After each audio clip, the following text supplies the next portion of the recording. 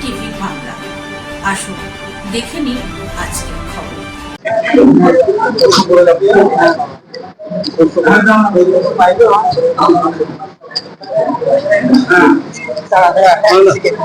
আমার একটাই প্রশ্ন, ধরেন না আমি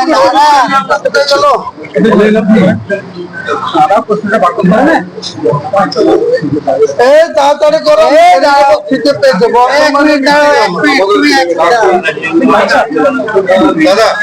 আচ্ছা দাদা, সাগরদিঘির মঞ্চ থেকে আপনার নাম না করে মিমকে নিশানা মুখ্যমন্ত্রী, এবং বলেছেন আপনার মধ্যে কিছু গদ্দার আছে, এবং যারা দিল্লি থেকে টাকা খেয়ে ভোটের আগে কত টাকা পেয়েছেন আপনারা, এরকম প্রশ্ন করছে। এবং আমিরাবাদ থেকে এসেছেন নেতা, যেটা বিহারে মুসলিম ভোট ভাগ করে বিজেপিকে জিতিয়েছে। এই পরিকল্পনা আপনারা বুঝতে পারছেন না,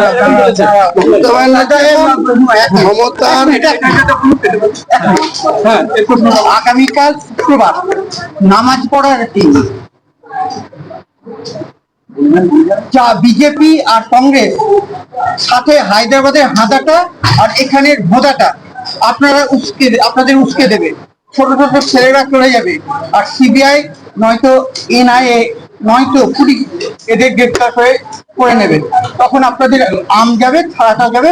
শান্তিপূর্ণ আন্দোলন করার অধিকার সবার আছে, কিন্তু দাঙ্গায় জড়াবে।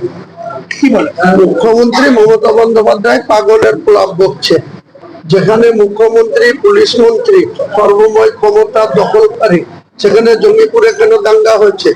কেন জাফরাবাদে হরগোবিন্দ দাস আর তার ছেলে চন্দন দাস খুন হয়েছে? সেখানে 13টা ছেলে জেল খাটছে, 720 জন এখনো আসামি 6 মাস 7 মাস ধরে জেল খেটেছে, এখনো 5000 লোক বাইরে থাকছে। লজ্জা করে না মুখ্যমন্ত্রীর? আর ওর মতো মুখ্যমন্ত্রীর দরকার নাই। আমরা ঠিক দেখে নেব, বাংলার মানুষ ঠিক দেখে নেবে, 7 তারিখে নতুন মুখ্যমন্ত্রী বাংলায় শপথ নেবে। আচ্ছা, কিচ্ছু বলবো না, পাগলের প্রলাপ বকছে। 3বার মুখ্যমন্ত্রী থেকেছে, আবার শখ জেগেছে, 70 বছর বয়স হয়েছে। এরপরে 4 তারিখে রেজাল্টের পরে ওকে ওই জগন্নাথ ধামে পৌঁছে দিয়ে আসবো আমি নিজে। আচ্ছা, সাগরদিঘির মঞ্চ থেকে নাম না করে মিমকে নিশানা মুখ্যমন্ত্রী, এবং বলেছেন আপনাদের মধ্যে কিছু গদ্দার আছে, যারা দিল্লি থেকে টাকা খেয়েছে এবং ভোটের আগে কত টাকা পেয়েছেন আপনারা। ও আগে অটল বিহারী বাজপেয়ীর সাথে কত টাকা নিয়েছিল, আর এখন অভিষেক ওখানে কত টাকার বিনিময়ে তার 73 জায়গায় চার্জশিটে নাম আছে। এনআইএ বা সিবিআই এখনো তাকে গ্রেপ্তার করে কেন ভুবনেশ্বরে পাঠায়নি? সুদীপ তো যে আগের লোকসভার নেতা ছিল, তাকে ভুবনেশ্বরে পাঠিয়েছিল। ও কত টাকা দিয়ে রেখেছে বিজেপিকে, অমিত শাহকে, তার জন্য সিবিআই বা এনআই বা ইডি গ্রেপ্তার করছে না। সেটার আগে ওর ভাইপুর জবাব দেবে মুখ্যমন্ত্রী, তারপরে ওর কথা জবাব দেবে। তোমার লালগোলাপের উপরটা দিয়ে বলে দিচ্ছে না, ওয়াইসি সাহেবকে নিয়ে আসবো।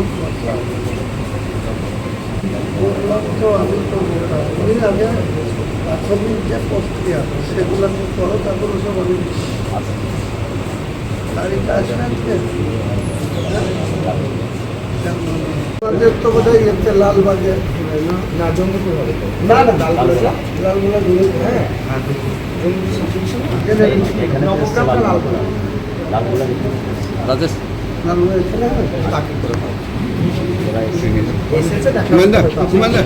আমি জেনে নিচ্ছি। বড় ভাই একটু সাইড জানলে হবে বা লালগোলাটা কোথায় হবে?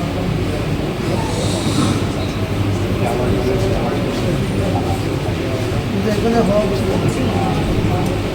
सब डिविजन हो गया,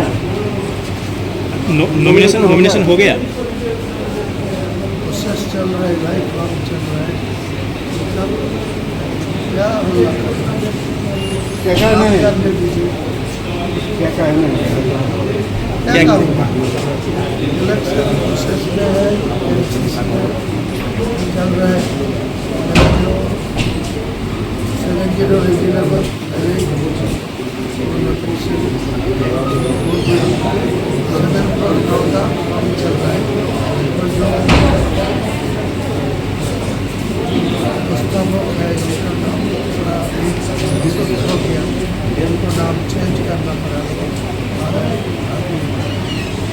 थोड़े टाइम बाद कोई दिक्कत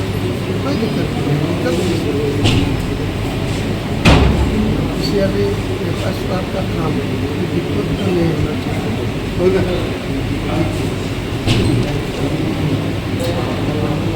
चौथा तारीखेर आगे করে দেবো। Thank you.